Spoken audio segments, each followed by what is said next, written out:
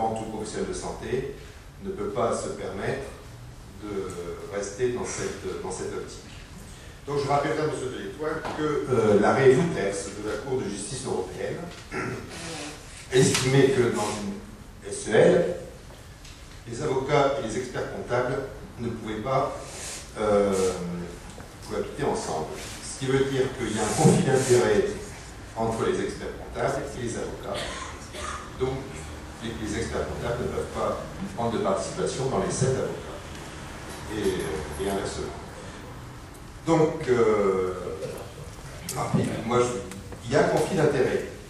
Donc, s'il y a un conflit d'intérêt entre les avocats et les experts comptables, pourquoi n'y aurait-il pas conflit d'intérêt entre le pharmacien professionnel de santé et une autre personne, non pharmacien?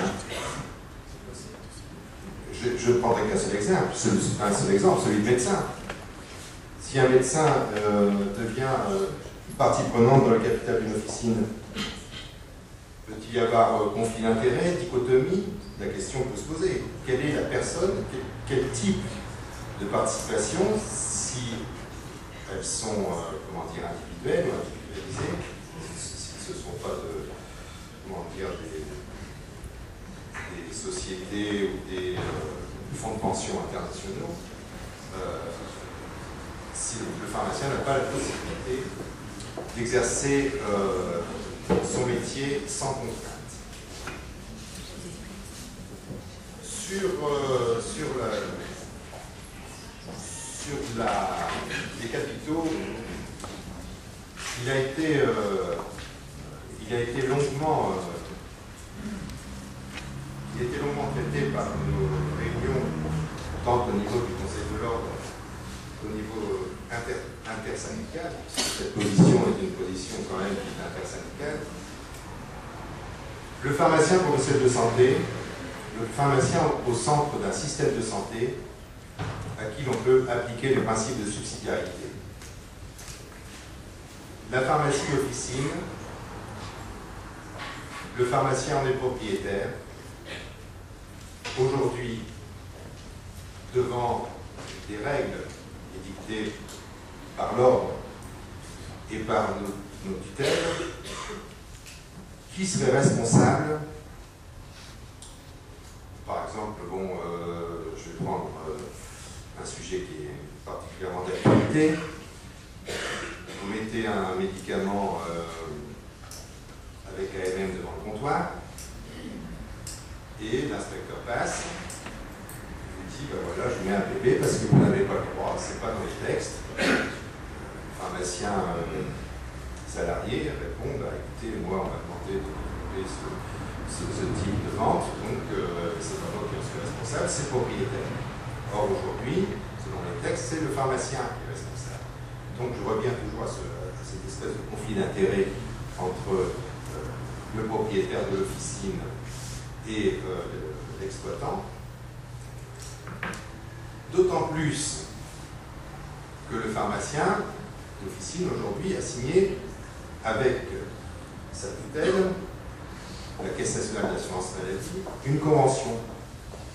Cette convention, qui comporte près de 60 articles, fixe notamment également un certain nombre de sanctions conventionnelles.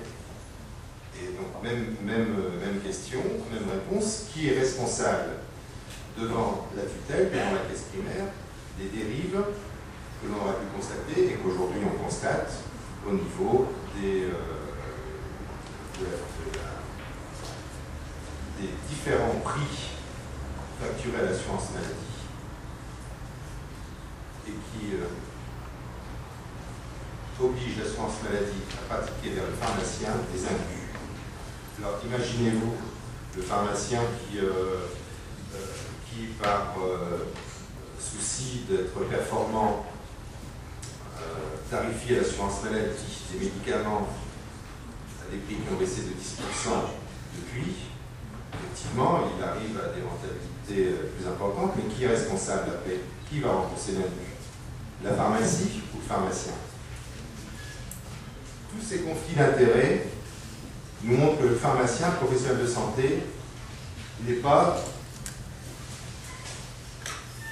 un professionnel, un professionnel de l'économie, que l'exploitation de l'officine est certes liée à des conjonctions économiques, puisque ce sont des entreprises, je ne le dis pas, mais aujourd'hui, le pharmacien va devoir travailler avec l'assurance maladie, maîtriser les coûts, travailler avec les malades, dans le cadre de, comme Jean l'a dit tout à l'heure, dans le cadre du dossier pharmaceutique. Tout à l'heure, on a parlé vaguement du monopole. Le médicament doit-il partir en grande surface? Y a-t-il deux types de médicaments? Un médicament remboursé qui resterait à l'officine, un médicament non remboursé qui partirait en grande surface. Tout le principe, tout le processus de cette mise en demeure montre aujourd'hui que si le pharmacien ne reste pas professionnel de santé à part entière et ne respecte pas le cadre de son métier, il sera soumis à des pressions telles que l'a fait la Commission européenne. La Commission européenne, et Charlie McGreevy, a une culture anglo-saxonne. Donc vous allez en Irlande, vous allez en Angleterre, vous savez comment ça marche, comment est le système de soins. J'irai même un peu plus loin aux États-Unis. Et quand vous voyez, quand vous lisez l'article du Figaro la semaine dernière qui montrait que le système de soins français était dans les 2 premiers au monde, voire le premier, et vous vous interrogez pourquoi l'Angleterre, les États-Unis sont tout en bas, eh bien parce que c'est pas compliqué, c'est que le système de soins en France est meilleur que celui aux États-Unis et en Angleterre. Donc aujourd'hui, la conclusion est simple. Pourquoi changer le système alors que nous sommes les meilleurs? Évidemment, il y a quelques problèmes de financement que n'ont pas les autres. Mais si vous allez à l'étranger, même si vous allez en Angleterre, comparez les prix. Et vous verrez que le prix du médicament que vous achetez en Angleterre est supérieur, je parle du médicament non remboursé, est supérieur aux médicaments vendus en France.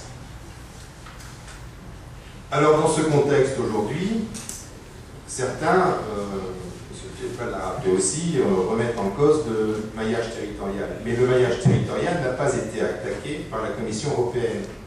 Parce que là, évidemment, ça tient du principe de subsidiarité. Jacques Barrot, qui a été ministre de la Santé et qui maintenant fait partie de la Commission européenne, a su défendre notre subsidiarité sur ce dossier. Il est clair que la Hollande n'a pas la superficie de la France. Il faut un maillage bien adapté. Et si notre syndicat, l'USPO, s'est battu depuis 5 ans pour qu'aujourd'hui on modifie la loi sur le maillage, c'est-à-dire passer à partir de la 2e pharmacie à 3500 habitants pour une pharmacie supplémentaire, c'était pour renforcer l'économie des officines qui se trouvent aujourd'hui dans des coins les plus reculés de la France et qui n'ont pas la possibilité de répondre aux appétits de certains capitaux inhérents à la pharmacie. Aujourd'hui, il faut à tout prix maintenir ce système.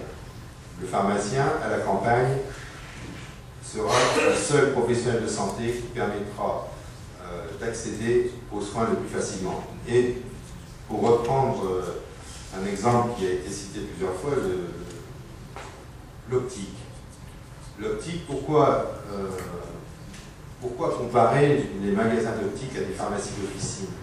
Ça n'a aucun rapport. Quand vous allez chez un opticien, quand une personne va chez un opticien, il faut savoir que la durée de vie d'une paire de lunettes est de 3 ans et 47 jours. Sauf que la durée de vie du médicament, l'obligation pour certains de se soigner, on va pas